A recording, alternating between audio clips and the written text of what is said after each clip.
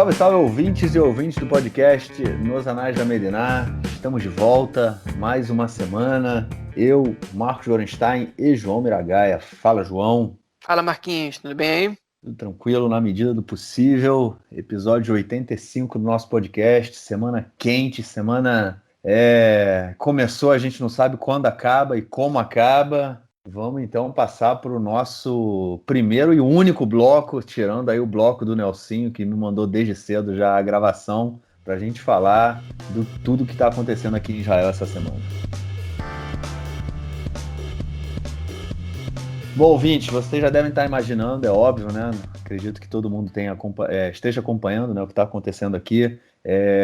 Principalmente quem já acompanha o nosso podcast, a gente já vem falando há algumas semanas da tensão que vem crescendo aí, né, entre árabes e judeus aqui em Israel, principalmente desde o início do Ramadã, que geralmente já é um mês muito tenso, né, por uma série de motivos. É um mês muito especial para a população muçulmana e há um acúmulo, as pessoas se encontram mais, né, as pessoas vão mais à mesquita, muita gente se concentra também na mesquita de Al-Aqsa, né, na esplanada das mesquitas em Jerusalém Oriental, na cidade velha de Jerusalém. E nesse ano não foi diferente, só que esse ano teve aí a confluência de uma série de fatores, né? A gente teve aí o pós-eleição, né, quartas eleições israelenses, né, que durante o período que o Benjamin Netanyahu tinha recebido aí para tentar montar o governo, foi justamente nesse período também do Ramadã.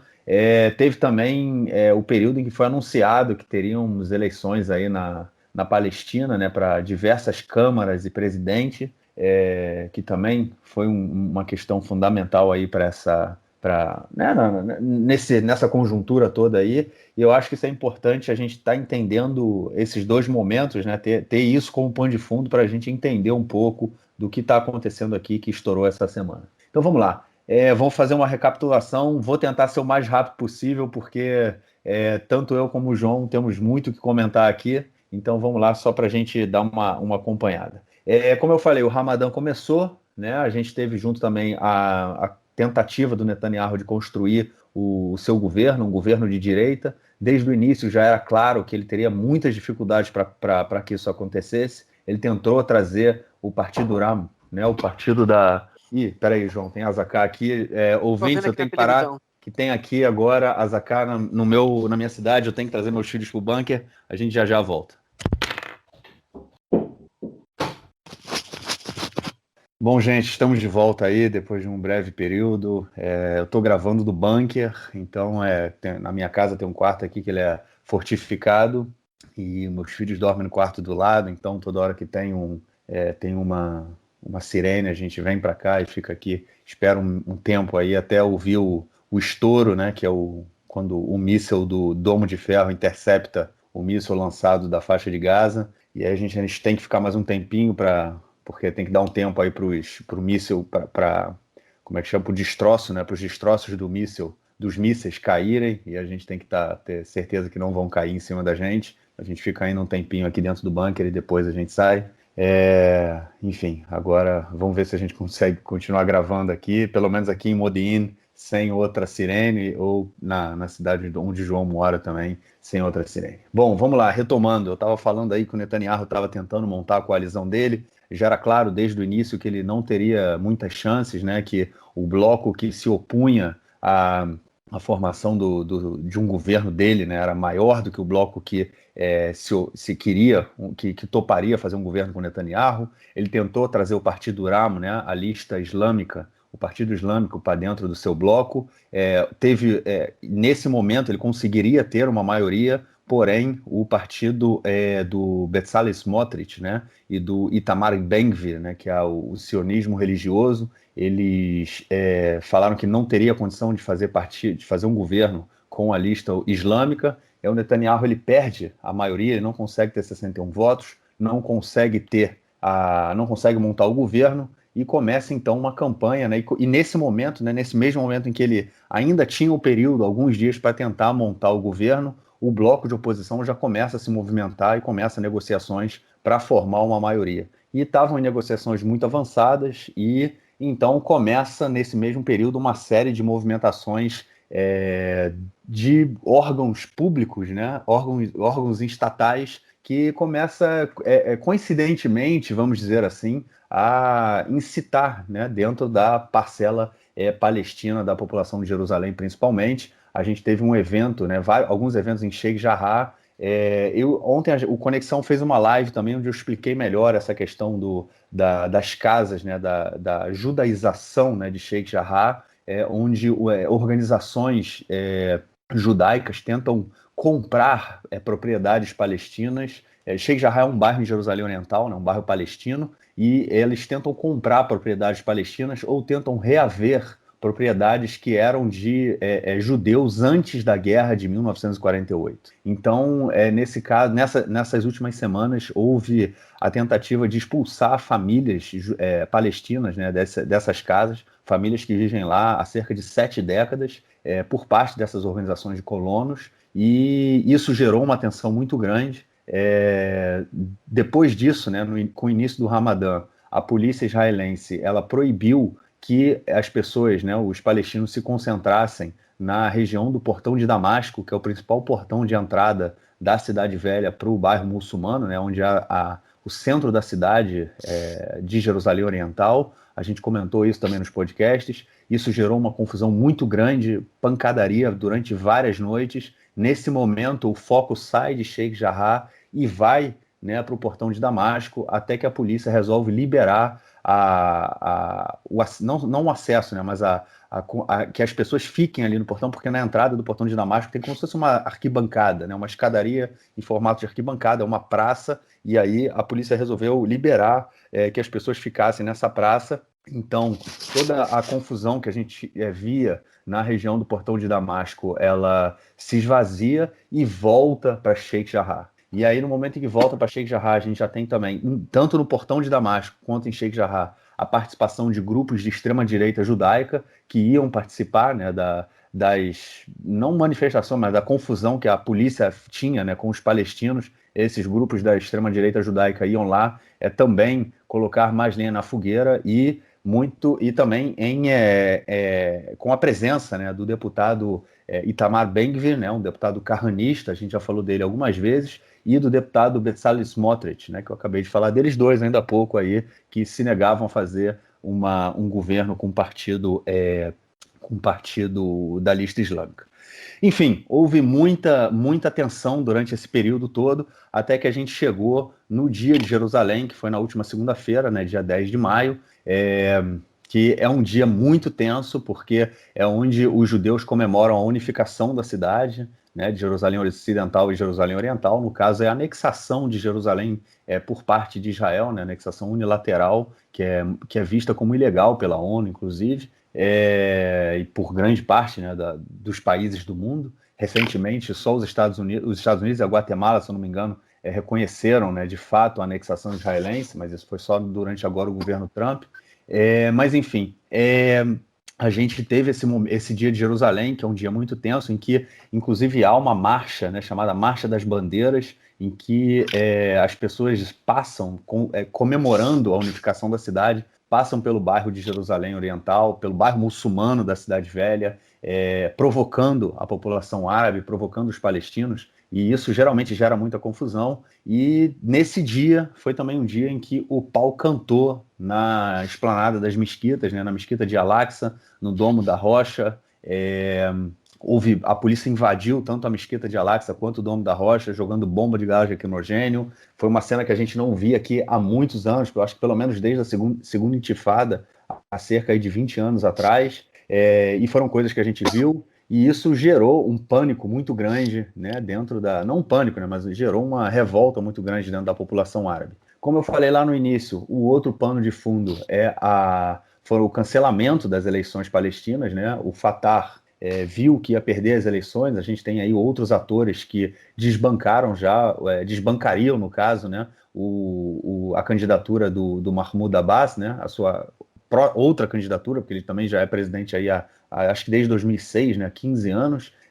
Tinha a candidatura do Hamas, que aparentemente era mais forte, tinha a candidatura do Dahlan, que era um ex-militante do Fatah, que também estava com uma candidatura forte, e a candidatura do Marwan Barghouti, que é um preso, né, enfim, palestino.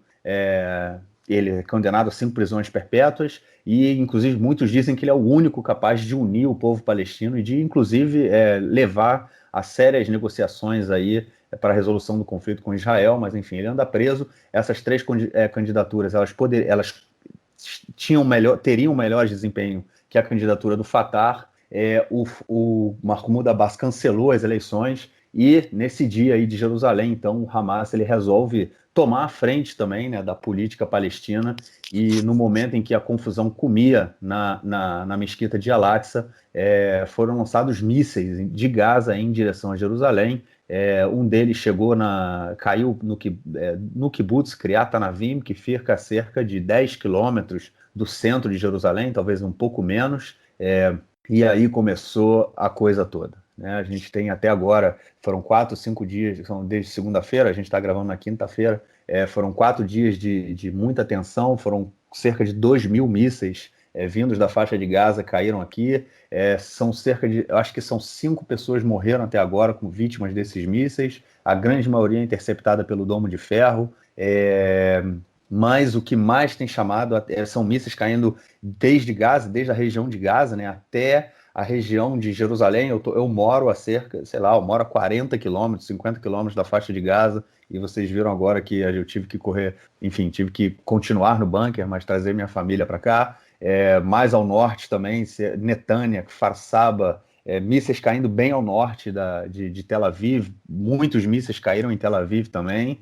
Enfim, estão sendo dias bem tensos, acho que até bem mais tensos do que a gente viu aí na última guerra em 2014, principalmente porque a gente está, e aí eu vou dar uma opinião, não sei se o João concorda, a gente está beirando uma guerra civil aqui em Israel. A gente tem já pelo menos há 3 noites muita violência entre grupos de árabes e grupos de judeus, linchamentos das duas partes, tiros em policiais, tiros em árabes. Enfim, os próximos dias são cruciais, né, para a gente ver se a gente vai caminhar para uma guerra civil mais séria ou não. Mas a gente realmente já está aí num período muito tenso, muito complicado e difícil eu pelo menos, eu estou aqui há quase 11 anos vivendo em Israel e eu nunca tinha visto uma coisa desse nível. Muita incitação por parte de alguns políticos da extrema-direita, principalmente do Ben Gvir, que hoje a polícia disse que eles têm informações, né, de inteligência aqui nas redes sociais e Telegram e WhatsApp. Ele está, inclusive, incitando uma intifada judaica. Enfim, cara, eu acho que eu já fiz uma introdução ampla, não sei se faltou alguma coisa, João, se faltou, você completa enfim, a gente vai... Eu poderia continuar falando aqui por mais 1 hora, eu sei que você também pode falar por 1 hora, então a gente vai se interrompendo aí, fazendo um bate-bola e vamos que vamos, cara. Então, beleza. Eu vou tentar fazer agora um apanhado para o pessoal entender em ordem, né, cronológica, mais ou menos, o que aconteceu antes do que aconteceu depois do que e possíveis motivadores para depois eu poder dar minha opinião sobre a situação e poder entrar também na questão que você colocou sobre a gente estar próximo de uma guerra civil, que eu não sei, eu não acho que a gente está próximo de uma guerra civil, mas a gente pode estar próximo de uma terceira intifada, uma coisa parecida com isso. Acho que, como historiador não é bom em prever futuro, eu vou analisar o presente aqui e a gente pode tentar construir cenários possíveis. Mas dizer qual deles vai acontecer, enfim, eu não me sinto muito seguro para dizer, porque é uma situação muito inusitada. Mas, enfim, eu concordo com a análise que você fez ontem, Marquinhos, que Sheikh Jarrah foi o disparador dessa onda de violência atual que a gente está vivendo aqui, né? Enfim, a situação está muito tranquila até demais, né? A situação da corona, ano 2020 foi o ano que menos foguetes caíram em Israel desde, se não me engano, 2007 ou 2008. Né? A situação foi bastante razoável, muito pouco, um caso ou outro já tentado a faca aqui e ali, enfim, deve ter deixado 2, 3 mortos aqui dentro de Israel o ano inteiro. Também não foram muitas investidas do exército nem na Cisjordânia, muito menos em Gaza, né? A situação estava muito tranquila, a gente sabe que a corona foi uma maquiagem, né, na situação, mas a situação estava muito tranquila. Só que o problema existe, e o problema às vezes ele precisa só de um fósforo ser aceso para ele explodir, né? Agora, a quantidade de pólvora que se junta é o que a gente só descobre quando a gente está no meio da confusão, né? O pessoal costuma dizer aqui que as escaladas de violência, todo mundo sabe como pode começar uma dessas, né? Mas ninguém sabe como vai terminar. E essa de agora é imprevisível, a gente sabe como é que vai terminar, porque ela não, enfim, não é uma escalada, não é só uma guerra com Gaza, como foram as de 2008/9, que foi em dezembro, janeiro, 2012 e 2014, né? Ela teve desdobramentos internos, né, para dentro da linha verde, para o lado esquerdo do muro, e enfim, e que a gente que são praticamente inéditas desde a segunda intifada, com alguns poucos focos de exemplo que a gente pode dar, né? Enfim, e disso eu vou começar. 2014, para quem se lembra bem, o Conexão Israel escreveu muitos textos naquela época, a gente estava muito ativo na parte escrita, né? E a gente teve essa operação Tzuk Eitan, né? Não me lembro agora como é que se fala em português, mas, enfim, nessa operação que aconteceu em 2014, nessa guerra de 2014, não sei se vocês se lembram, ali perto, foi durante a Copa do Mundo, desapareceram 3 jovens israelenses, 3 jovens colonos, que viviam na região de Gush Etzion, que são complexos de colônias que ficam embaixo de Jerusalém, dentro da Cisjordânia, ao sul de Jerusalém, que já estavam mortos. Inclusive tem uma série produzida pela HBO, chamada, em inglês chamaram de Our Boys, né? Bem legal a série, sobre os desdobramentos desse caso. Enfim, esses 3 garotos foram sequestrados e assassinados, né, por um terrorista. E naquele momento eu vi reações populares muito fortes aqui em Israel. Populares, eu digo, não foi só o exército que enfim, invadiu 1 milhão de casas na Cisjordânia procurando os terroristas, ou que, enfim, submeteu as famílias palestinas a uma série de bloqueios e infrações, enfim, aos direitos humanos naquele momento, até que achasse onde é que eles estavam, pelo menos quem os havia sequestrado, até porque o exército naquele momento, a gente hoje sabe, eles já tinham quase certeza que esses garotos estavam mortos, né? Mas não foi só isso que aconteceu. Também teve, enfim, um rabino muito importante do movimento Bnei Akiva, aqui em Israel, que disse que tinha que ser criada a unidade de vingança dentro das Forças Armadas de Israel, né? Vingança, não falou de justiça, nem maquiou a palavra. Muita gente estava pedindo vingança, e o Cláudio Dailac, né, da nossa equipe aqui, também tem tempo que não escreve, mas naquele momento ele escreveu um texto com as suas experiências naquele momento, muito sensível e que me chocou muito, do que ele vivenciou e do que ele escutou de amigos dele, quando ele morava em Jerusalém, sobre o que aconteceu no dia que foi divulgado que esses meninos estavam mortos, né? Enfim, e aquela polêmica, aquela confusão ali, o desencadear dela foi uma guerra com o Hamas em Gaza, que aí, enfim, destruiu não sei quantos túneis e matou um monte de gente ali. Mais de 2.000 palestinos foram mortos, mais de 70 israelenses também foram mortos, muito poucos civis, 5 civis só, a maioria soldados, que Israel fez uma incursão por terra, né? Aquela foi a última grande guerra de Israel com Gaza, uma operação, como aqui se chama, que não classificaram como guerra, mas sem dúvida nenhuma foi uma guerra que aconteceu ali. E aquele foi a única vez que eu vi, de alguma forma, uma tensão, né, realmente, de grupos de judeus tentando linchar árabes. Teve até um caso de vingança, realmente, que um adolescente árabe de Jerusalém Oriental foi sequestrado e morto por um grupo de 3 ultra-ortodoxos de Jerusalém, que eram parte de uma yeshiva, de uma academia rabínica, um pouco mais radical. Que também gerou Enfim, uma outra série da HBO. é a mesma série, é a mesma série. É verdade, é verdade, é verdade. Our Boys, né? Que a série é sobre a resposta que deram, né? E o caso, Isso, é como o verdade. caso foi investigado pela inteligência, pelo Shabak, né? Pelo Serviço de Inteligência de Israel/território, né? Que é o Mossad interno. Mas enfim, o Mossad fica mais famoso, né, por causa das operações que fizeram nos outros países, mas o Shabak é o mais presente, é o que mais se fala aqui em Israel. Enfim, aquele foi o único caso que eu vi de tensões assim. Na segunda intifada, eu não tinha feito ali ainda, eu estava aqui em 2004, né, num programa aqui em Israel. Eu lembro um pouco da sensação que eu tive, enfim, de algumas coisas que estavam acontecendo aqui, mas não falava hebraico tão bem, não tinha compreensão disso. Mas eu lembro que um madrir meu, né, que é um dos responsáveis pelo programa que eu estava, a gente ficava muito perto de Abu Ghosh, que é um vilarejo árabe, muito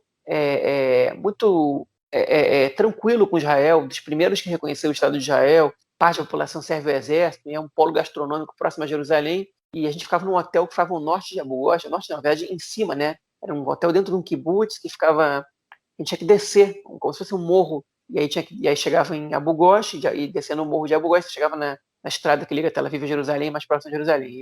E esse responsável pela gente, e quando a gente perguntou, a gente pode descer lá e comer alguma coisa? Ele falou, não é recomendável, Mas por que não é recomendável? Tipo, aqui não, a gente escutou falar que são árabes que servem ao exército, isso aí. Aí ele falou, cara, são árabes. Né? Que é um comentário que você não escutaria ele em Israel há um mês de quase ninguém. Seria muito difícil encontrar um judeu dizendo não vai comer Abu Ghosh porque lá eles são árabes. Né? Não é razoável. Abu Ghosh está cheio de judeus. O público principal que consome a comida lá é de judeus e que, enfim, a situação ela é bastante razoável. Não só em Abu Ghosh, como várias outras cidades árabes. Na verdade, que há um mês ninguém podia imaginar que a situação ia chegar no nível que está agora. Né? E qual é o nível da situação que está agora? Enfim, como eu estava falando, essa situação de Sheikh Jarrah, ela desencadeou o que a gente está vivendo agora. Né? É tudo por causa de Sheikh Jarrah? Óbvio que não. O problema ele existe aqui quase uma centena de anos. Hein? Mas Sheikh Jarrah foi o disparador para essa última escalada. Né? Qual o problema de Sheikh Jarrah? A lei, em poucas palavras, Sheikh Jarrah é um bairro que foi construído nos anos 30, hein? Que os judeus religiosos chamam de Shimon HaTzadik, que foi um bairro construído por pessoas que foram impedidas de morar em Jerusalém depois da Guerra de Independência. Na verdade, foi construído antes, quando os primeiros muçulmanos começaram a sair da Cidade Velha e construir os bairros fora da Cidade Velha de Jerusalém, fora das muralhas. Mas, enfim, ele também tinha casas judaicas, né? E alguns judeus moravam nesse bairro, chamavam esse bairro de Shimon HaTzadik, Simão o Justo, a tradução, e os judeus deixaram de morar nesse bairro na Guerra de Independência, na Guerra de 48, porque esse território passou a ser território da Jordânia, e todos os judeus que viviam na Cisjordânia saíram, foram expulsos de lá, como aconteceu com muitos palestinos, muitos árabes, né, que viviam na região que passou a ser o Estado de Israel depois. Aconteceu que alguns desses judeus eles estão reivindicando essas casas que eram deles antes da Guerra de 48. Hein? Existe uma lei na Knesset, que agora ela tá em supervisão pela Suprema Corte. A Suprema Corte tem que dar essa autorização, mas existe se ela pode ser aplicada tal qual os donos dessas casas querem, que ela dá o direito a judeus que eram donos de algumas de propriedades em territórios que hoje são de soberania israelense diante de 48. Porém, esses territórios são só as colinas do Golã e Jerusalém Oriental, porque o resto da Cisjordânia, Israel não declarou soberania. Então, o que está tentando fazer são 4 colonos que estão tentando tirar 4 árabes das suas casas de Sheikh Jarrah, alegando que essas casas pertencem aos seus ancestrais, a maioria já mortos, né? Tipo, que já tem bastante tempo que isso aconteceu, mais de 70 anos. E começaram a ter manifestações lá, e o que os árabes alegam é o seguinte: nenhum refugiado palestino teve direito a retorno às suas casas depois da Guerra de 48, e não pode ser que os judeus possam ter. Então, eles se recusam a aceitar essa lei, que essa lei não é legítima, né? E começou uma série de confrontos lá, com bastante violência por parte da polícia. Inclusive, a gente comentou aqui no podcast quando o deputado Ofer Kassif do partido Lista Unificada, o único judeu da lista, né, foi agredido pela polícia. Enfim, essa situação começou a se desdobrar para outros lados. E como o mês de Ramadã, tudo esquenta mais um pouco, esquenta muito quando a situação eleitoral termina, né? O Ben Gvir, que é um cara que a gente já falou aqui muitas vezes, que o Marquinhos acabou de citar como principal incitador, né? Líder da incitação do lado judaico, do que está acontecendo agora aqui. Ele fez um discurso politicamente correto para não ser proibido de se candidatar por racismo e por pregar coisas que são ilegais, e depois de eleito, ele voltou a ser o radical que todo mundo sabia que ele era, mas ele fingiu que ele não era, né? E montou o gabinete dele lá em Sheikh Jarrah para despachar lá, clara provocação, né? O Smotrich, que é o líder do partido dele, também fez isso. E essas ações foram acentuadas, hein? Principalmente depois que o Netanyahu teve que devolver o mandato porque não conseguiu formar o governo. Por que essas ações foram acentuadas? Porque o objetivo do Smotrich, do Ben Gvir, do Amir Ohana, que é o ministro da Segurança Pública, que é membro do Likud, de outros membros do partido do Netanyahu, inclusive talvez do próprio Netanyahu, talvez não, com certeza, o próprio Netanyahu, constranger, colocar os partidos da direita que estão negociando para ser parte desse governo, ou que estavam negociando até hoje, contra os partidos de esquerda e o RAM, que é o partido árabe, que também estava negociando para fazer parte desse governo. É uma coisa inédita que foi legitimada pelo próprio Netanyahu. O próprio Netanyahu colocou o RAM como uma possibilidade, quando ele mesmo negociou com o RAM, quando o Netanyahu não conseguiu formar o governo, por temor que esse governo surgisse, de alguma maneira, eles tentaram, de qualquer maneira, implodir essas negociações, principalmente apelando para a base do Yamina, que é o partido do Naftali Bennett, um partido de direita, mais à direita que o próprio Likud, mas que, enfim, que está buscando um caminho alternativo, uma vez que eles não têm como crescer dentro do espectro da direita, enquanto o Netanyahu estiver controlando, tiver o controle, for o único líder possível naquele espectro político, né? E isso que eu estou dizendo para vocês não é as escondidas, não é interpretação. O Miki Zohar, que é o líder do governo na Knesset, disse: eu estou aqui tentando fazer passar uma série de leis para constranger o Yamina. Ele disse exatamente isso, para ver se eles vão votar a favor da gente ou a favor ou junto com a esquerda, né? Agora, leis que o Likud, em 12 anos, não levou à votação. Em 12 anos não levaram à votação. Apesar de que a Yamina, em algumas delas, até pressionou para que fosse levada à votação, né? Então, o objetivo ali era realmente acirrar os ânimos, né? Sem nenhuma preocupação. Acirrar os ânimos montando um gabinete para despachar em Sheikh Jarrah, acirrar os ânimos tentando passar uma série de leis que são claras provocações à esquerda e aos árabes, por exemplo, legalizar alguns assentamentos ilegais feitos com caravanas, proibir a Suprema Corte de vetar leis que eles consideram inconstitucionais, que é um claro ataque ao poder judiciário de maneira independente, né?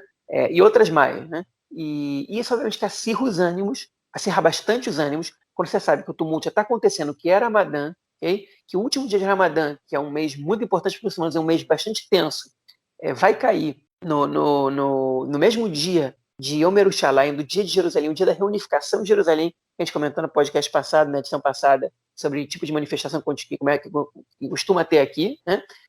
Enfim, o cenário estava já programado para ter muita confusão. A polícia, obviamente, decide fechar, justamente como na semana passada, o portão de Damasco, que foi entendida como uma clara provocação aos muçulmanos, que essa é a principal, não só a principal entrada deles para chegar na mesquita de Al-Aqsa, que é o ponto mais sagrado do Islã aqui em Israel, na Palestina, ou vocês queiram chamar, né, aqui na Terra Santa, mas também é um lugar muito simbólico, o Portão de Damasco, são as principais manifestações do nacionalismo palestino, né? Tanto as violentas como as pacíficas, enfim. E o cenário estava armado para confusão, só que o que a gente não esperava era que ele fosse chegar tão longe, né? E aí o Hamas, para proteger Jerusalém, né? Vendo que o Portão de Damasco foi fechado, estava tendo confusão no monte, nas planas das mesquitas, no Monte do Templo, como vocês queiram chamar, onde está a mesquita de Al-Aqsa, da polícia com manifestantes. Estava tendo uma confusão de manifestantes com ultradireita, manifestantes árabes, né? Com ultradireita judaica. Estavam saindo na pancada mesmo, tipo, muita violência. E que, enfim, a polícia estava agindo ali com força, obviamente que muito mais contra os palestinos que contra os judeus. O Hamas, que já está influenciado pelas eleições da Palestina, que estão adiadas justamente porque Israel não permitiu que elas pudessem ser realizadas em Jerusalém Oriental, o Hamas decide sair como o guardião de Jerusalém, o protetor de Jerusalém, e bombardeia Jerusalém. Lança um foguete contra Jerusalém, um ou dois, né? Mas um explodiu bastante longe e o outro mais ou menos perto, ali numa cidade onde eu morei, chamada Nova Ceda de Sion, antes de chegar a Jerusalém. Mas o alarme foi escutado na Knesset, dentro de Jerusalém, em vários lugares. Hein? Vocês têm noção da gravidade? O que é isso? Tá? Desde que o Hamas tem foguetes que chegam até Jerusalém, que tem capacidade de alcançar Jerusalém, foram menos de 10 foguetes lançados em Jerusalém, contra mais de 100, 120, 150, 200 agora, com esse conflito de agora, na região de Tel Aviv. Hein? Tel Aviv, desde 2012, recebe muito mais foguetes que Jerusalém por uma série de razões. Né? Jerusalém é uma cidade com 40% de população árabe, que está muito perto dos territórios, e qualquer erro ali, um míssil pode cair em Ramallah, pode cair em Belém ou em outro povoado palestino. Um foguete disparado de Jerusalém pode acertar a mesquita de Al-Aqsa ou o domo de ouro, né? O domo da rocha, e destruir um símbolo sagrado muçulmano. Então, o Hamas dispara muitos poucos foguetes em Jerusalém, okay? E quando dispara é só para assustar um pouquinho, dizer, vocês aí também não pensem que estão seguros, okay? Mas são muito poucos. E dessa vez foi o primeiro lugar que eles dispararam fora da região, ali nas cercanias da faixa de Gaza. Okay? E foi uma mensagem. Foi o seguinte, olha só, vocês aí, tipo, a gente vai proteger vocês. A gente vai defender Jerusalém, mesmo de longe. Já que o Fatah não faz isso, já que os outros não conseguem fazer isso, a gente vai fazer. Okay? Só que eles sabiam que o preço que se paga por isso é um preço alto, né? E, enfim, o Netanyahu, ele só tem a ganhar. É muito conveniente para ele um conflito agora, ok? Por que é conveniente para ele? Basicamente, essa história dele do senhor segurança, né, já não cola mais muito. Ele, em 12 anos de poder, não conseguiu reduzir o poder do Hamas, ao contrário. O Hamas é cada vez mais forte, nem falar do Hezbollah, né? Pode ser que ele tenha tido alguns méritos em alguns feitos, mas, enfim, ele não trouxe segurança fixa para Israel, não trouxe paz, não trouxe nada disso. E Mas o que é conveniente para ele é que um conflito agora com o Hamas, né, ele coloca o Bennett, por exemplo, o Guidon Saar, o Lieberman, que são os políticos de direita, que estão para formar um governo com partidos de esquerda e com o Partido Árabe, hein? Uma situação muito delicada, porque eles têm que apoiar a operação. Não existe um partido de direita não apoiar uma resposta de Israel em Gaza. Hein? Não existe, isso não acontece, nunca aconteceu e não vai acontecer, pelo menos tão cedo. Já é difícil ver com partidos de centro e de esquerda, muito difícil até. É normal ver eles criticando o governo porque ele está estourando, mas quando isso acontece, Israel tem o direito de se defender, tem que dar segurança para os seus cidadãos. Você não vai ver nenhuma declaração pública de nenhum deputado dizendo que Israel não tem que atacar Gaza, a não ser que seja de partidos árabes. Né? E o que acontece é justamente isso. Enquanto os partidos árabes estão criticando os ataques a Gaza, dizendo que estão matando crianças, né? Então os partidos de direita dizendo que Israel tem que atacar e tem que ser forte, tem que ser duro, e que o Hamas tem que pagar um preço muito alto, e, enfim, todo esse discurso que a gente está acostumado a ver aqui em Israel, que coloca em dúvida se esse governo ele tem condições de acontecer e bota provas incoerências dele, né? E aí as contradições dele mesmo, que existem, né? Como é que pode, tipo, se tiver uma operação e o Mahmoud, e o Mansur Abbas Duran tiver poder de veto, por exemplo, ou de votação do gabinete de segurança, ele vai ficar tranquilo de autorizar uma operação como bombardear Gaza? Ele não vai fazer quebrar o governo? Né? Ele vai ser conivente com isso? Né? É óbvio que não. E o Netanyahu sabe disso. E essa operação, nesse momento, ela é muito conveniente para ele poder implodir o que está acontecendo. As negociações estão acontecendo. Implodiu. Hoje, as negociações pararam. Primeiro quem parou foi o Uram. Depois quem parou foi o Benny Gantz, que é o ministro da Defesa, e ele está envolvido com isso até a alma. E mesmo que as negociações continuassem, ele tem que dizer que não está continuando, porque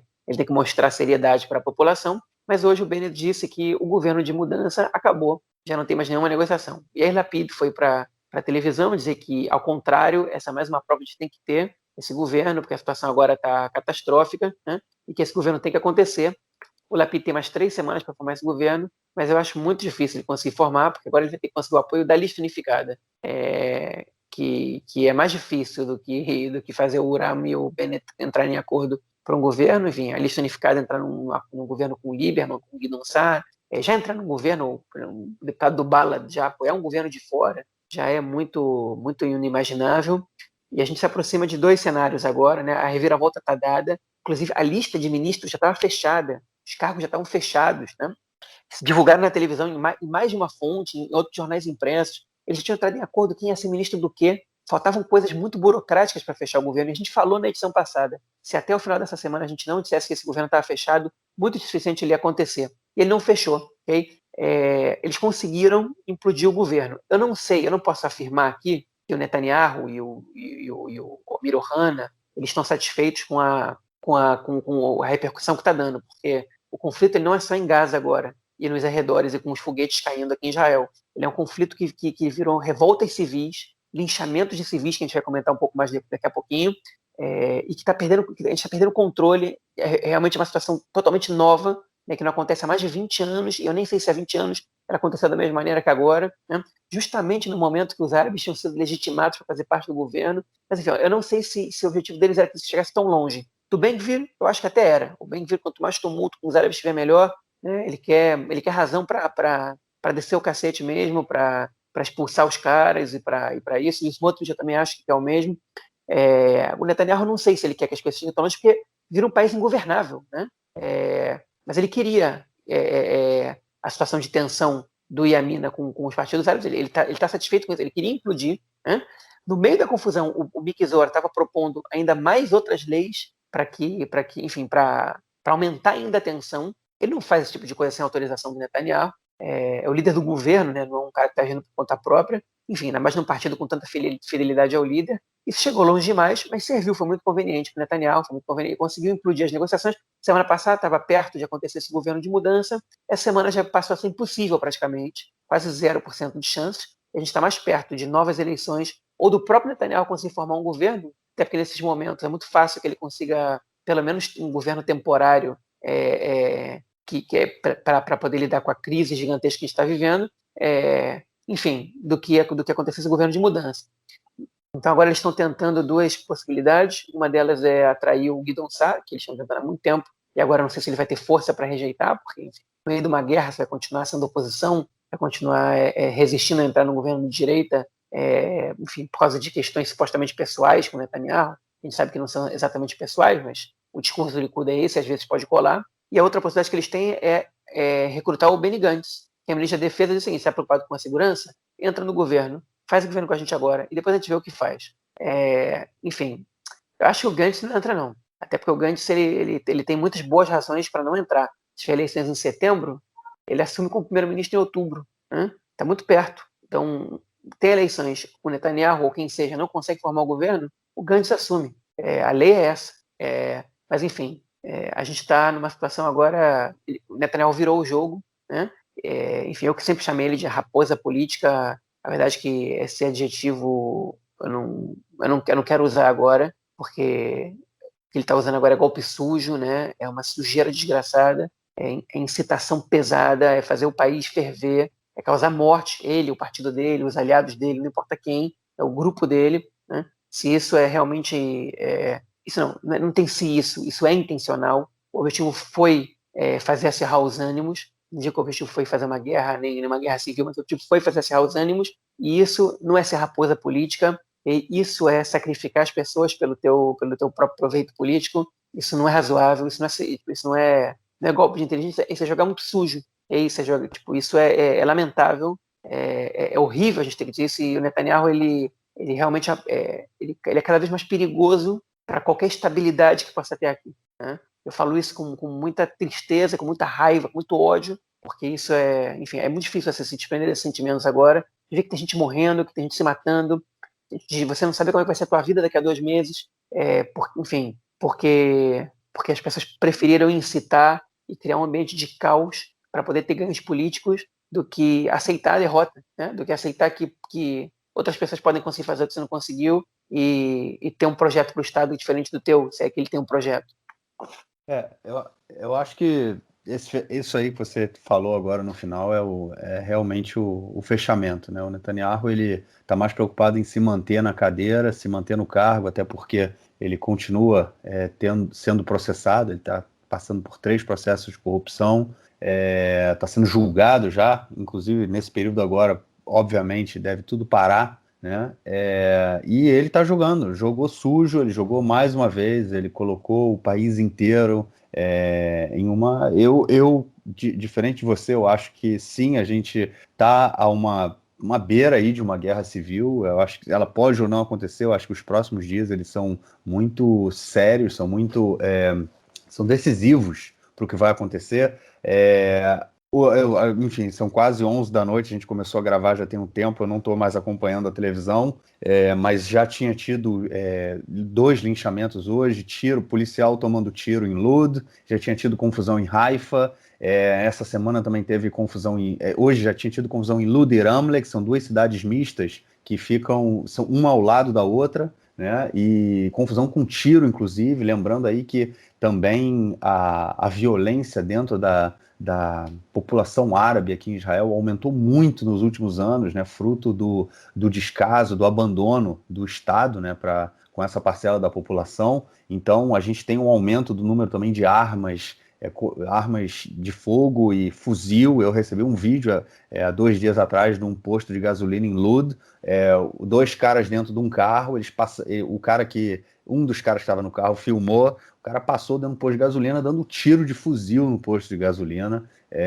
No sul também do país, onde há uma grande parte, né, a grande população árabe beduína, foram várias estradas danificadas, os postes de luz da estrada. Imagina uma estrada central que vai em direção a Beersheba, com vários postes de luz derrubados. Você imagina um poste desse, sei lá, de 10, 15, 20 metros de altura na estrada. As estradas foram fechadas por postes. As pessoas derrubando isso, assim, tá realmente meio caótica a situação aqui. A polícia perdeu o controle em grande parte das cidades. Eu acho que isso também é muito fruto, não do... Eu acho que isso, assim, quando a gente discute violência no Brasil, né, muita gente fala, porque a polícia é despreparada. Eu não acho que a polícia no Brasil seja despreparada, eu acho que a polícia no Brasil ela é preparada justamente para fazer o que ela faz. E eu acho que aqui não é diferente. Hoje a gente tem uma série, a polícia que está sendo desviada para as cidades a chamada polícia de fronteira, é uma polícia que ela é ligada ao exército diretamente, são soldados do exército que eles não servem ao exército, mas servem a essa polícia, e eles vão sempre para essas cidades mistas, né? Dificilmente eu vejo policial de fronteira, mesmo que não sejam cidades de fronteira, tá? Porque Ramleh e Lud não são cidades de fronteira, são cidades que ficam no centro do país, perto do aeroporto, e vocês podem, talvez, enfim, para a gente aqui é fácil identificar, mas são nomes de cidades que são cidades árabes. Foram cidades que tinham maioria árabe até 1948, e a maioria, e boa parte da população foi expulsa das cidades, né, no que os palestinos chamam de Nakba, e a população judaica começou a ocupar, e hoje são cidades mistas. Até agora, são cidades onde havia uma coexistência, né, vamos dizer assim, uma tolerância entre as duas populações, e isso está perdendo, né, o valor, né, perdendo aí o sentido, né? Sem dúvida, o Netanyahu ele conseguiu o que ele queria.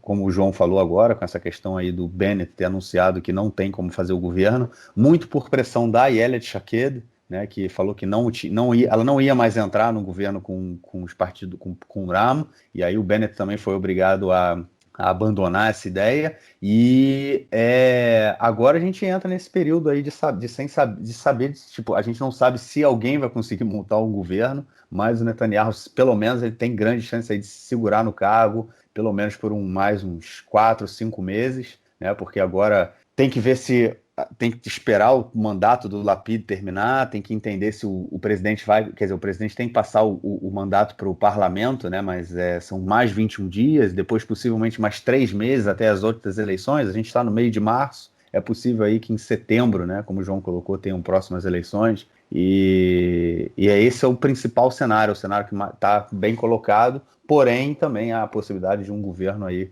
de direita. O Netanyahu jogou muito, concordo com o João, acho que jogou muito sujo, porque ele está jogando com a vida das pessoas, e não só isso, ele está incitando contra boa parte da população do país, contra 25% da população do país, né? Ele continua incitando, só que agora ele incita de uma forma pesada, de uma forma canalha, né? Assassina. E é importante, tem um Twitter hoje, um tweet, né, no caso, de um deputado do Meretz, que ele fala que o Netanyahu chegou na cidade de Lud e falou para os policiais o seguinte: não se preocupem com comissões de investigação. Ou seja, uma tradução livre minha, né, uma interpretação seguinte, ele falou para o policial o seguinte: não se preocupe se você tiver medo em atirar ou não, em matar ou não, não se preocupe. E é óbvio que ele não está falando isso para o policial em relação a um judeu, né, se ele estiver frente a frente com um judeu, mas sim frente a frente com um árabe. A gente sabe bem como as coisas funcionam aqui, então meio que uma luz, como é que chama isso? Uma luz verde, né, que foi dada pelo primeiro-ministro nesse sentido também, continua incitando contra a população do país, e é triste, né, triste porque a gente, é difícil saber para aonde vai, né? E o mais interessante disso tudo, o mais importante disso tudo da gente pensar e o dia de amanhã, né? Porque em algum momento isso vai acabar, né? É possível, o dia inteiro na televisão a gente também vê indas e vindas falando que o Hamas quer fazer cessar-fogo, Israel fala que não vai dar cessar-fogo, e o Egito tenta entrar no cenário para negociar um cessar-fogo, mas enfim, até o momento não tem nada, mas em algum momento isso vai parar, em algum momento essa guerra vai acabar, se a gente for ou não para uma guerra civil, né, ou para uma onda de violência muito maior entre árabes e judeus, uma intifada ou não, isso em algum momento vai acabar, e o que a gente vai ter depois disso, né? Como é que o país vai andar depois disso, né? Dias tensos, né, cara? Eu acho que a gente está passando por um momento que é muito complicado. As pessoas começam já a olhar, né, para o outro cara do outro lado da rua, que é um árabe com rabo de olho, e o mesmo acontecendo um árabe em relação a um judeu, né? Será que esse cara vai me agredir? Será que não? Uma desconfiança, né? A gente acirra muitos ânimos nesse momento. E enfim, é um momento muito, muito tenso, cara. Eu compartilho aí desse seu sentimento de raiva, porque é sujo, porque Enfim, cara, faltam palavras, né, cara? Eu acho que faltam palavras pra gente realmente dizer. É foda, é como eu tive agora no início do episódio, pô, minha esposa bate na porta do quarto e fala, "E ela tem sirene, corre com as crianças." Eu fico imaginando, se eu vivo numa cidade que desde que começou o conflito agora, é a quinta vez que a gente corre pro bunker. As famílias que vivem na região de Gaza, elas não saem do bunker. E as famílias de Gaza não têm bunker. Eu acho que é importante a gente pensar nisso também, né? Eu não estou pensando só. Ontem, a gente estava na live e o Yair, né, estava participando. Ele falou que morreu um menino ontem, né, de 6 anos, que um míssil caiu na casa dele. Eles estavam no bunker, mas o míssil conseguiu furar o bunker. De alguma forma, os estilhaços entraram e o menino morreu no hospital, Janela, pela janela. né, pela janela. E aí eu não consegui entender, né? Porque o bunker ele tem uma janela de aço também que fecha, mas enfim, Não, mas é porque em Siderock tem muitos edifícios que o Mamad, que é esse quarto protegido, ele foi construído depois, ele foi adaptado. Então eles entendi. colocaram uma cerca do lado de fora, mas Ah, a janela não foi totalmente blindada, preparada.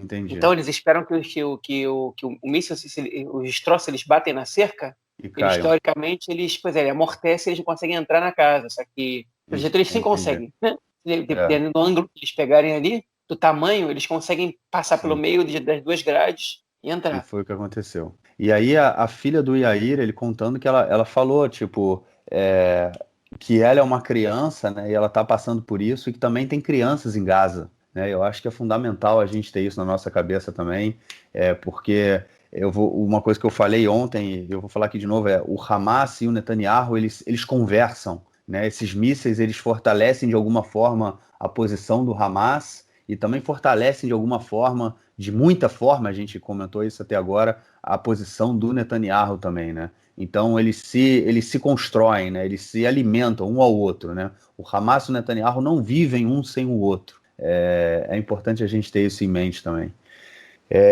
Enfim, e agora a gente recentemente, antes da gente gravar, logo logo a gente teve também a notícia que caíram 3 mísseis, né, do Líbano, caíram no mar, na região norte do país. Foram mísseis que não foram lançados pelo Hezbollah, ainda bem, porque se fosse do Hezbollah a situação poderia complicar muito e 15 mil vezes pior do que é com o Hamas. Foram mísseis lançados por grupos palestinos, mas que foram lançados no mar, né, somente como uma forma de dar um apoio aí, mostrando, ó, estamos com vocês. Mas, como eu falei lá no início também, o que mais me preocupa nesse momento não é nem essa questão do míssil, da disputa com o Hamas, porque, de uma certa forma, a nossa situação é boa. Por quê? Porque o domo de ferro, né? Eu acredito que boa parte dos ouvintes tenham recebido aí o vídeo de Tel Aviv há 2 dias atrás, que voou pelas internets, né? Que era o Domo de Ferro soltando os foguetes no primeiro bombardeio, no grande bombardeio que teve a Tel Aviv, e parecia Guerra nas Estrelas, né? Inclusive alguém colocou a música de Guerra nas Estrelas junto com o vídeo, correu o mundo inteiro. Então a nossa situação aqui é realmente, vamos dizer assim, tranquila em relação aos mísseis do Hamas, porque foram 2.000 lançados até hoje, boa parte cai em terreno não habitado, e a grande maioria, eu acho que eu posso chutar aí até 90% ou mais são interceptados pelo Domo de Ferro, né? Se não fossem, a nossa situação aqui ia ser outra, a realidade ia ser outra, o conflito ia estar em outro nível, né? Então a nossa situação nesse caso é boa, mas a situação em Gaza não é nem um pouco boa. Já são quase 100 mortos lá, um número grande também de crianças. Destruição lá é muito grande também, porque o bombardeio lá é preciso, né? E a gente tem que pensar nisso também. Por mais que eu não consigo pensar que todo mundo que mora ali do outro lado da faixa, do muro ali que separa Israel da faixa de Gaza, né? Seja meu inimigo. Eu acho que tem muita gente que pensa como eu, se não pensa como eu, também fala assim, cara, live and let die, tipo, deixa a gente viver aqui, né, cara? Deixa eles viverem lá, deixa a gente viver aqui, e não, eles não querem o meu mal como eu não quero o mal deles. E eu não consigo não ter empatia por essas crianças que morreram, pela família dessas crianças que morreram.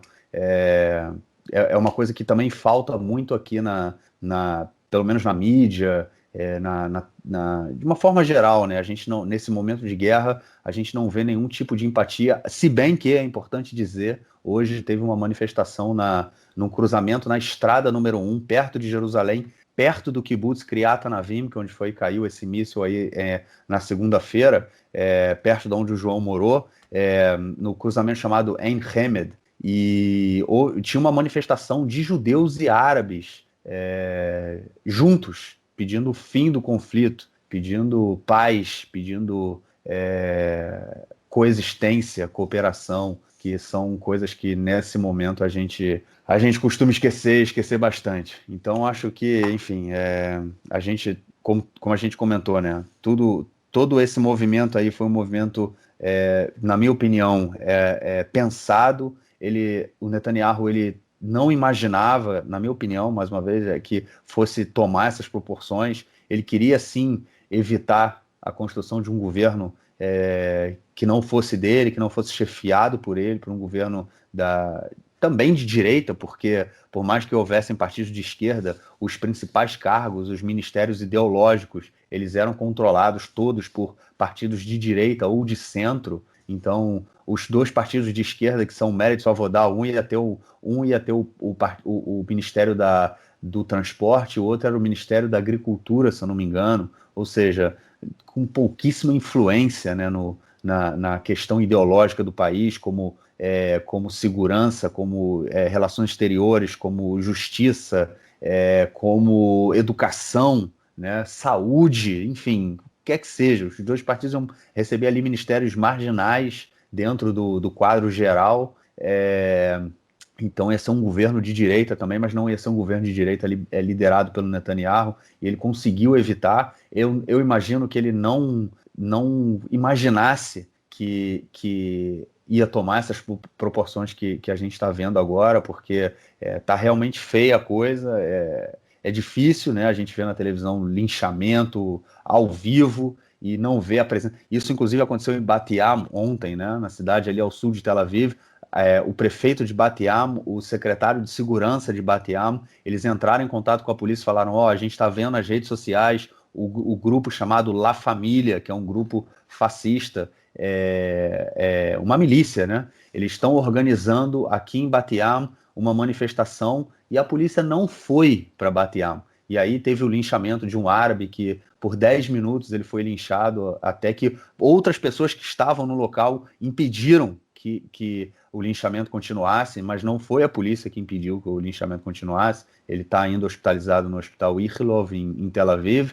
Ou seja, são coisas que são pensadas, são coisas que não são... esse descaso, como eu falei na questão do Brasil, né, esse descaso ele é pensado, ele não é simplesmente um descaso. Quando a polícia recebe essa informação e ela deixa de agir, é porque é descaso, é porque é pensado, é proposital. Mas está tomando proporções, na minha opinião, muito perigosas. Eu espero que nos próximos dias, de alguma forma, os ânimos se acalmem, se esfriem um pouco, porque senão as próximas semanas podem ser bem tensas para a gente, cara. Diz aí. Pois é, eu vou entrar nesse último ponto que você colocou, que eu acho que ele é fundamental. Na verdade, ele é a grande novidade dessa confusão e a gente tem que dar atenção para ele. E também tem que explicar para o ouvinte da gente o que está acontecendo como é que está se falando na sociedade israelense sobre esses acontecimentos, né? Conflitos em Gaza, com bombardeios a Gaza e foguetes em Israel, por mais que às vezes seja novidade, tem um túnel aqui, um mergulhador ali, que é Kippat Barzel, que é o domo de ferro, né, que intercepta os foguetes. Apesar dessas novidades, eles são basicamente iguais sempre, né? São momentos de escalada de violência que podem ter entre 3, 4 dias e um mês e meio, hein, que envolvem bombardeios israelenses, basicamente. Essa situação é muito crítica, com entrada terrestre, mas você sabe que em algum momento vai ter um cessar-fogo, hein, que vai dar ali uns 2 anos, 4 anos, 5 anos, de um período de maior tranquilidade, até que volte a acontecer. A gente se acostumou a essa situação. A gente sabe que o Hamas cada vez tem armas mais fortes, né? Agora eles têm um foguete que chega a 220 quilômetros, né, de Gaza. Mas, enfim, essa é a situação que a gente se acostumou e que a gente sabe que acontece, e que mesmo que chegue a cessar-fogo agora, a gente sabe que vai acontecer, porque, enfim, não existe nenhum direcionamento de nenhum governo israelense nos últimos 15 anos para que a situação fosse resolvida de outra maneira, né? Fosse resolvida, porque a gente sabe que isso não resolve nada, isso enfim, tapar o sol com a peneira, né? Não resolve o problema de jeito nenhum, por mais que seja popular, a população gosta, principalmente os que vivem nos arredores ali, desses ataques, que está mais sofrendo, que dê forte, que entre forte lá e que pegue forte o Hamas, que faça eles pagarem caro, enfim, que basicamente eles estão apoiando soluções que não são soluções. Mas isso a gente sabe como é que é. É triste, morre muita gente, especialmente do lado palestino, mexe com a vida de muita gente, causa muita destruição, traumatiza muita gente de escutar sirene, de escutar barulho de explosão, mas, lamentavelmente, a gente se acostuma com qualquer coisa na vida e com isso a gente também se acostumou aqui. Acho que é muito mais fácil para a gente se acostumar aqui com os palestinos de Gaza. Então eu falo mais do meu lado. A novidade nessa situação são as revoltas e a violência acontecendo internamente em Israel. Isso a gente viu um pouco em 2014, isso aconteceu na segunda intifada também, mas muito com a Cisjordânia, na primeira intifada também, mas com os árabes de cidades mistas aqui, por exemplo, Haifa, né? Haifa é uma cidade super pacífica, eu estava tendo manifestações violentas, gente queimando o carro, né? Lod é uma cidade com 20% de população árabe, que fica pertinho do aeroporto de Israel, entre Jerusalém e Tel Aviv. Também, Lod está com grupos de árabes que estão como gangues, que estão, por onde eles passam, causam destruição, atacando as pessoas, né? Enfim, uma pessoa disparou contra um desses árabes, a gente não sabe se agora se foi legítima defesa ou não, o cara está preso esperando julgamento, que vai ser acho que amanhã, né? Enfim, situação catastrófica em Akko, né? Também outro lugar que está acontecendo manifestações árabes super violentas, né? Só que está chamando de pogrom, da mesma maneira que eu não gosto dessa terminologia, né? Eu também não gosto que a gente use Shoah ou Holocausto para se referir a esse tipo de coisa. Eu rejeito essas comparações porque acho que elas são fora do lugar, né? Pogrom, na verdade, não dá para a gente chamar isso de pogrom, porque pogrom era organizado, era incentivado pelo próprio governo e era da maioria contra a minoria. Você não pode chamar uma coisa que a minoria árabe faz em Israel contra judeus de pogrom. Isso enfim, esse termo não é razoável, né? Embora o tipo de ação físico, né, queimar sinagoga e destruir Sefer Torah, pareça muito com o que os russos e poloneses e ucranianos faziam nos pogroms naqueles países. Mas não dá para chamar isso de pogrom, exatamente porque a palavra significa. A palavra não significa só ataque. Mas, enfim, fechando esse parênteses, é muito, muito grave o que está acontecendo ali, essa revolta. Al-Farh, hoje uma família se perdeu, entrou na cidade de Al-Farh, árabe no norte, e uma família com um bebê pequeno, tiveram um carro destruído, foram obrigados a sair do carro, né? Em Afo também aconteceu um caso assim, já tinha acontecido antes com aquele rabino que tentou abrir uma yeshiva lá. Enfim, casos de violência muito preocupantes, que também estão acontecendo do lado judaico, né? O Marquinhos falou desse caso do linchamento em Bat Yam. A televisão mostrou as cenas, né? E entrevistou as pessoas que lincharam ali. E um dos caras falou: se for possível, se for preciso, a gente mata mesmo e assassina mesmo. O cara usou a palavra assassina. Ele falou: se for preciso, a gente assassina mesmo. Olha que nível a gente chegou. A gente viu o cara por ser árabe. Inventaram que ele tentou atropelar. Ele não tentou atropelar ninguém, as câmeras mostraram. Né? Não precisa fazer nenhuma investigação grande para isso, para descobrir isso. Tiraram o árabe do carro dele e bateram nele até ele quase morrer. Ele está internado em estado grave no hospital. Aconteceu isso também, esfaquearam um árabe em Jerusalém, estava saindo do trabalho, né? Enfim, ele foi jogar o lixo fora, e pegaram ele, esfaquearam, também está internado em estado grave, né? Teve linchamento em outros lugares, teve linchamento em Beersheba, em Tvéria, né? Tibérias, tipo, em outros lugares do país, de judeus com árabes, enfim. Em Beersheba havia cena de um monte de pessoas gritando morte aos árabes, sendo filmados pela imprensa, ataques a jornalistas, que está acontecendo muito, hein? Enfim, esse é o espírito que a gente está vendo aqui, que permitiram que Israel chegasse nele, né? Que tem muito enfim, 12 anos de governo Netanyahu, e isso é o que a gente está recebendo, né? De dizer que os árabes são um perigo para a democracia, e por isso as pessoas têm que votar, porque os árabes estão indo votar em grande peso, tirando a legitimidade deles de existirem, né? Sem conseguir resolver o problema em Gaza, enfim, terminando mais ou menos esse mandato dele com um princípio de guerra civil em Israel, com quase uma terceira intifada, depois de um ano e meio super tranquilo, hein? Ou seja, realmente a situação é muito preocupante. Eu vou aqui no vilarejo perto da Nelson, até comentou na gravação dele que eu comprei para ele uma carne em Tira, que é uma cidade árabe que tem do lado de onde eu moro. que enfim, é famosa por ter os cortes argentinos e tal. E aí a gente foi no churrasco e eu comprei para ele. Ele quer comprar você também? Eu comprei para ele um assado de tira. Enfim, e eu sempre vou lá comprar hummus e tal, e comer, tipo, comprar umas coisas mais baratas. Gostava de ir lá, gostava de morar perto de lá. E eu não sei se eu vou poder voltar lá tão cedo, né? Eu não sei qual vai ser o clima. Eu hoje não entro lá, né? Eu tenho medo de viajar nas estradas, porque está tendo emboscada para algumas pessoas em alguns lugares, não só pelos foguetes que podem cair. Essa situação que a gente está passando, né? Tipo, é uma situação de medo, né? De medo do futuro. É óbvio que a gente também tem manifestações muito bonitas, positivas. No norte está tendo um monte de manifestação de árabes e judeus, dizendo que se recusa a ser inimigos em muitos lugares na estrada, mostrando que ainda tem gente, ainda tem esperança, né? Aqui em Farsab, onde eu moro, eu vi também, hoje uma manifestação dessas na rua, né? De algumas pessoas também com cartazes, dizendo que árabes e judeus não têm que ser inimigos, né? Enfim, existe essa solidariedade. Eu acho que a maioria, eu tenho certeza que a maioria não está interessada em linchamento, em guerra, em ataque, nem em violência, mas eu acho que destruir é muito mais fácil que construir, né? Porque a gente demora muito tempo para construir, é muito fácil ser destruído. Quanto tempo você demora para construir um edifício? Quanto tempo você demora para destruir, para botar ele abaixo? Né? Quanto tempo você precisa para poder destruir confiança entre duas pessoas? Né? Um ato, né? Um caso. E isso é o que está acontecendo agora aqui. Tem gente que conseguiu em pouco tempo trabalhar para destruir essa relação de confiança que apesar de que a questão árabe e palestina esteja longe de ser resolvida aqui em Israel, né, ela estava tendo evoluções graduais e parece que isso está indo para água abaixo. Eu espero estar errado, eu espero que seja só um momento de tensão, mas eu acho que vai ser difícil isso cicatrizar rápido, demorar para cicatrizar um pouquinho. Né? E aí eu vou dizer alguma coisa que vai soar muito impopular para os nossos ouvintes judeus, especialmente para os que defendem Israel, os que defendem Israel incondicionalmente, os que nem devem escutar a gente. Mas enfim, eu vou dizer porque isso é parte do CIAR, né, parte do debate público em Israel, e eu quero dar minha opinião nesse caso. Algumas pessoas estão comparando as atitudes, violência árabe e a violência judaica aqui dentro de Israel, dizendo que é tudo a mesma coisa, e outros dizendo que não é a mesma coisa, uns dizendo que não pode ser que no Estado judeu queimem sinagogas, e que os judeus estão só se defendendo, né? Que realmente o tumulto árabe começou antes, realmente os casos de violência árabe eles pareciam estar sendo até organizados, enquanto os judaicos aparentemente não estavam, mas já até descobriu que tem grupos que estão organizando mesmo, La Família, que é a torcida organizada do Betar Yerushalayim, foi um dos responsáveis pelo linchamento ontem em Bat Yam.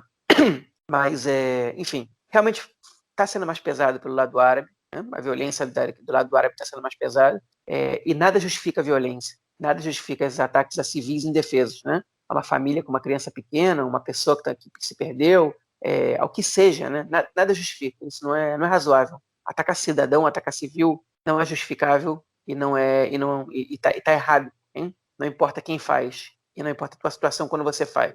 Dito isso, eu quero colocar a diferenciação entre um caso e outro. Não tem como comparar, ainda que a gente possa investigar e entender sociologicamente o que leva tantos judeus israelenses a aceitarem uma posição racista e a lincharem um árabe só porque ele é árabe, entender o contexto, entender que as pessoas estão propensas a isso, né? Existe uma diferença entre a violência árabe e a violência judaica. Né?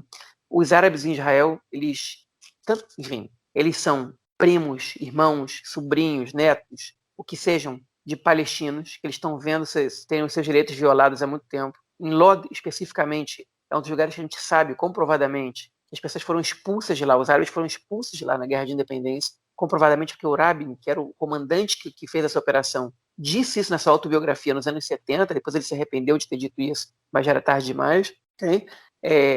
Então a gente sabe que ali tem gente que até hoje não curou essa cicatriz. Né? A gente vê que a cidade árabe ela é mais pobre, okay? Ela é vítima de preconceito. Eles viveram mais de 15 anos num regime num regime militar, sabe? Regime militar, com toque de recolher, com ter permissão para ir de uma cidade para outra. Okay? E hoje em dia, a gente tem mais ou menos uma média de 110, 120 homicídios por ano em Israel, dos quais 100 são de árabes. Okay? É um fato. A maioria dos mortos árabes eles são mortos por outros árabes. Okay? Mas você não tem como não culpar o Estado por isso. Okay? O Estado, há 70 anos, é responsável pela sua população. São cidadãos de Israel. O Estado tem que tomar uma atitude. E o Estado de Israel, okay?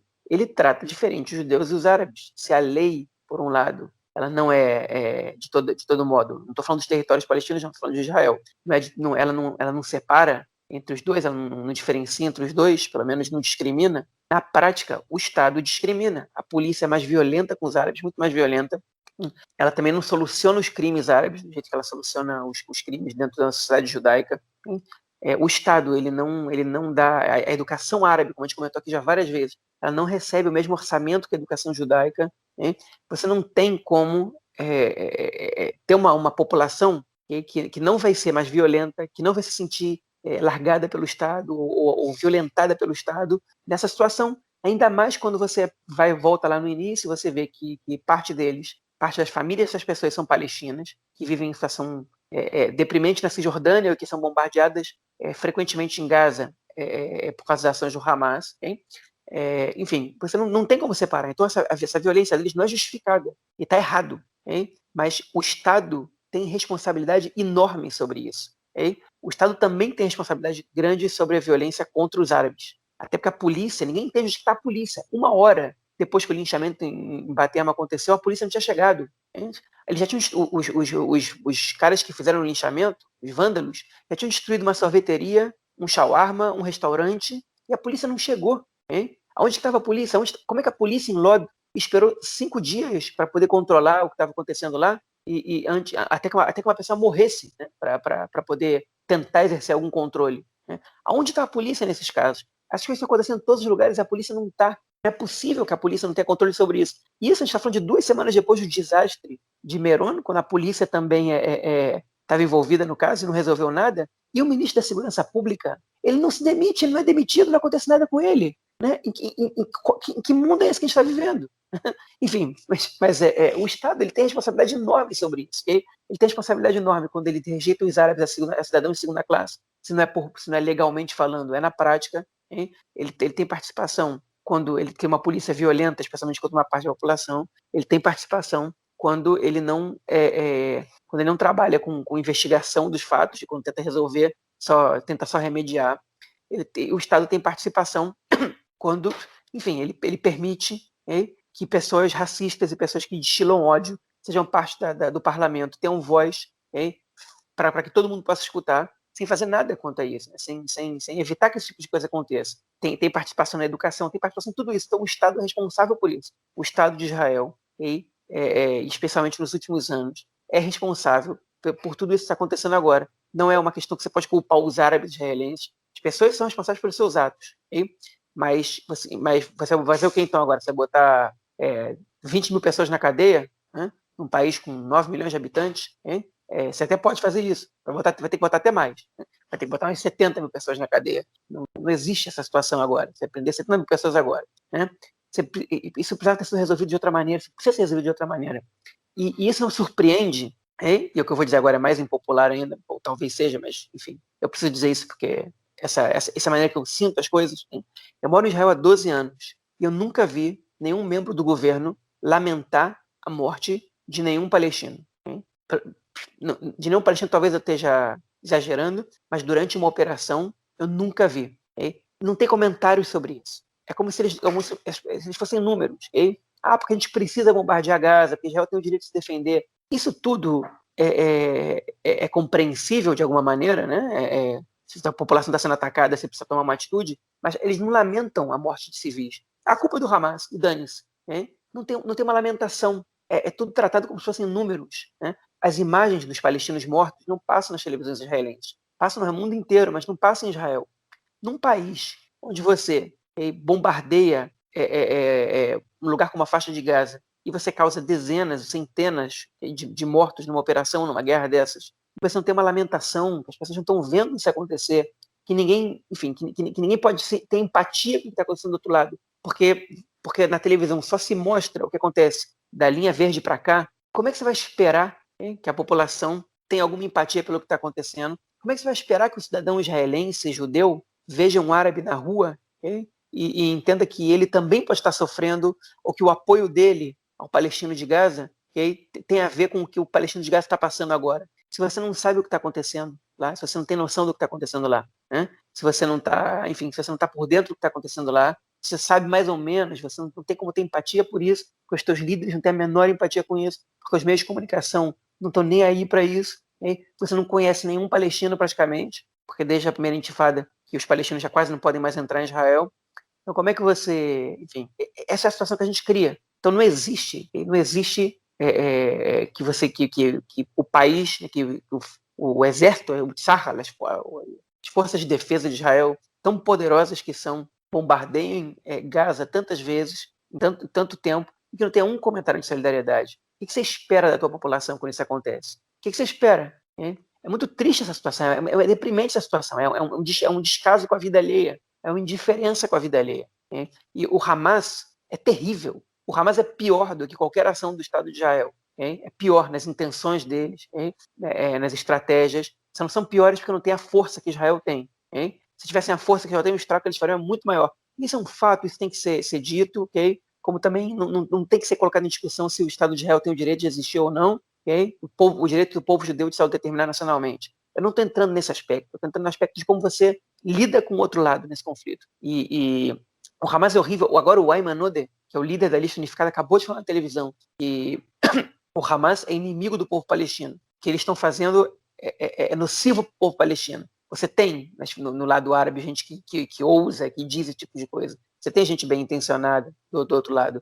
E toda a minha fala não tem nada a ver com o Hamas. Okay? O Hamas realmente é um problema para Israel. Só que Israel só não faz nada para eliminar o Hamas por outro meio que não seja militar, e o meio militar a gente já viu que não funciona, hein? Como não fortalece nada na cidade palestina, porque parece que a cidade palestina ela é um problema para Israel, okay? Que não tem uma sensibilidade, que não tem uma tentativa de criar empatia, de criar amizade entre os povos, né, de criar cooperação. Não existe isso. Okay?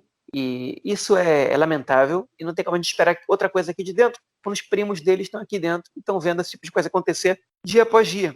Então tem explicação para as coisas que estão acontecendo. Tem explicação. Justificativa não tem, mas explicação tem.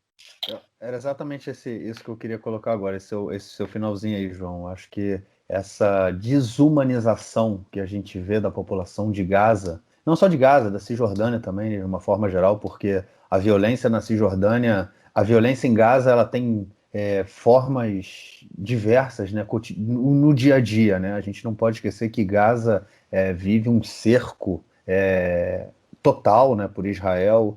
Nada entra em Gaza a não ser a fronteira que tem com o Egito, ela é fechada, né, em função também de uma pressão israelense no governo egípcio, e não tem nada entrando pelo mar. Inclusive Israel determina a quantos quilômetros, quantas milhas náuticas, né, os pescadores palestinos podem sair para pescar. Nesse momento eles não podem sair para pescar de nenhum jeito, ou seja, também diminui a entrada de comida. A comida que entra em Gaza, ela entra por Israel, o remédio, material de construção, que inclusive que é utilizado para construir os mísseis, né? Que eram utilizados para construir os túneis, que agora também não existem mais. Mas isso é uma forma de violência também, né? A gente não pode esquecer disso. E eu acho que toda essa desumanização, né, que é feita dos palestinos de uma forma geral, tanto em Gaza quanto na Cisjordânia, onde a violência é cotidiana, né, esses ataques que a gente vê agora que acontecem aqui, por exemplo, sinagogas queimadas, né, ataques a judeus e o oposto também, né, ataques de judeus a árabes, que a gente comentou assim nesse episódio já. Isso tem acontecido muito, muito na Cisjordânia nos últimos meses. Muito. Tem alguns perfis no Facebook, no Instagram, de ativistas judeus e de organizações judaicas, do B'Tselem, inclusive tem um rabino, que ele faz parte do movimento chamado Rabino pelos Direitos Humanos, Arik, agora me fugiu o sobrenome dele. Ele é quase assim, ele entra no cacete. Cara, sabe quem bate muito nele? Muito. Ele já quebrando o braço dele, quebrando a cara dele. São colonos. Isso tudo porque o cara vai defender palestinos que são expulsos pelos colonos das terras deles, que não podem andar com as suas, como é que chama? Com as suas cabras, não podem colher as suas azeitonas. Enfim, essa violência também é cotidiana, né, na Cisjordânia. Ou seja, há uma política pensada de desumanização da população palestina, que vive para além né, do lado de lá do muro, né, tanto do lado de Gaza quanto do lado da Cisjordânia, e eu acho que o que acontece aqui hoje é reflexo e uma continuação disso, né? É um reflexo porque a população, por um lado, a população israelense, ela também desumaniza, né, parte da população, né? Eu não vou, obviamente, que não pode generalizar, até porque eu e você, né, eu e o João, a gente está fazendo um discurso completamente oposto disso, né? Mas esses setores ultra-radicais de direita, eles desumanizam também a população árabe como um reflexo dessa política que a gente vê, né? De desumanização do lado de lá, dos que estão fora. E isso também acontece aqui dentro. Eu acho que isso é importante também, né, a gente entender isso, como para entender por que isso tudo acontece, né? Porque e o mainstream ele constrói o palestino também, muitas vezes, como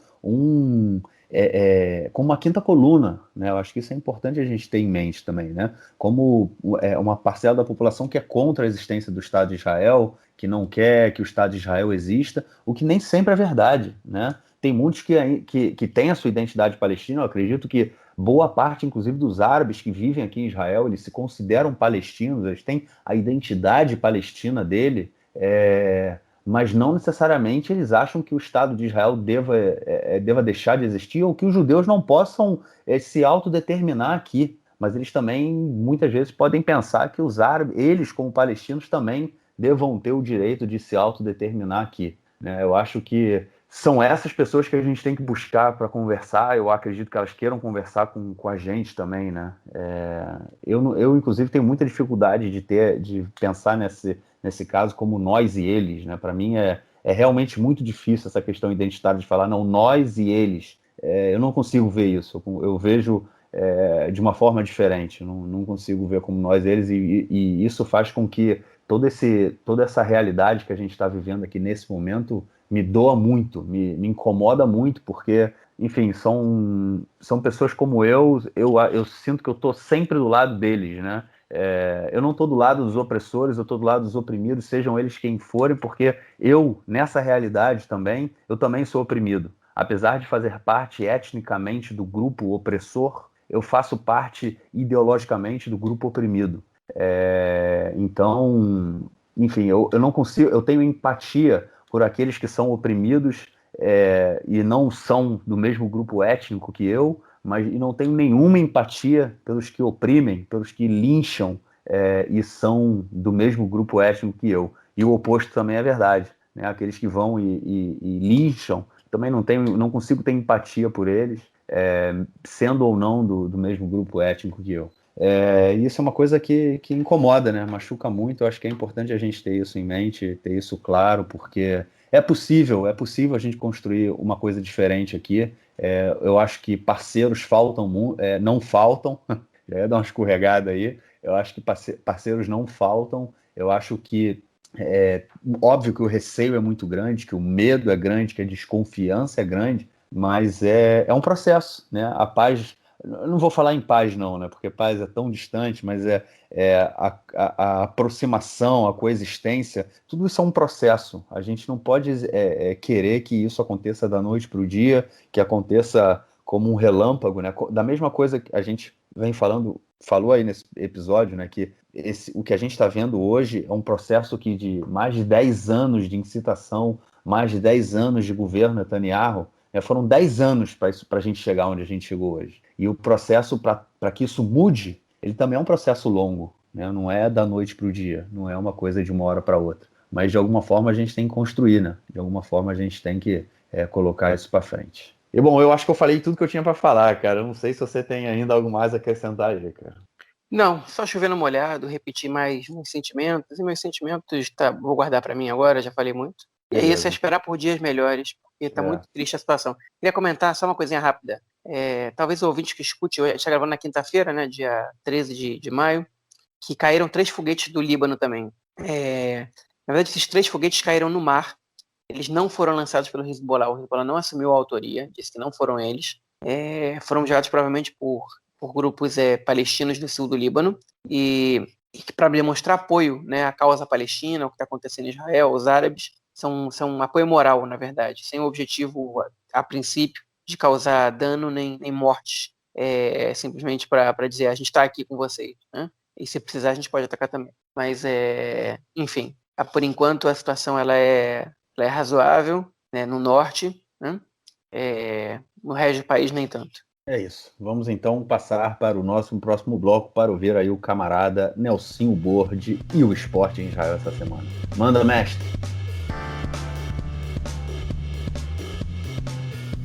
Meu caro Gorenstein, amigos do Conexão Israel, do lado esquerdo do muro, mandar um abraço para o João, que quando fica muito ansioso, ele quer comer chocolate. O João é chocólatra. Não assumido, não tão radical, mas é. E o João, ele gosta muito do Mekupelet. O Mekupelet é um chocolate israelense que tem também um chocolate quente de Mekupelet. Tu pega o leite bem quente, bota o Mekupelet lá dentro, espera derreter um pouco, e o João gosta de tomar assim, tanto a versão preta como a versão branca, como agora a versão loira. Tem um chocolate loiro por aí de caramelo que o João gosta muito. O jogo do ano na Liga Israelense de Futebol foi no estádio Bloomfield, em Yafo, no sul de Tel Aviv, entre Maccabi Haifa, líder do campeonato, 4 pontos na frente do Maccabi Tel Aviv. Se o Maccabi Tel Aviv jogando em casa ganhasse, encostava, ficava 1 ponto atrás. Maccabi Tel Aviv, que é o atual bicampeão, e o Maccabi Haifa, que não ganha um campeonato há 12 anos. Pois o Maccabi Haifa conseguiu segurar o 2-2 heróico, que mantém 4 pontos de vantagem, e aí, meu amigo, só depende de si. Então esse tabu de 12 anos está perto de acabar. É isso aí, um grande abraço. Valeu, Nelsinho, brigadão aí, e te esperamos na semana que vem na esperança de dias melhores. João, vamos ficando por aqui então, cara? Vamos sim. Beleza, então a gente volta aí na semana que vem com mais notícias, mais informações e na esperança de dias melhores. Um grande abraço, cara. Abraço. Tchau, tchau.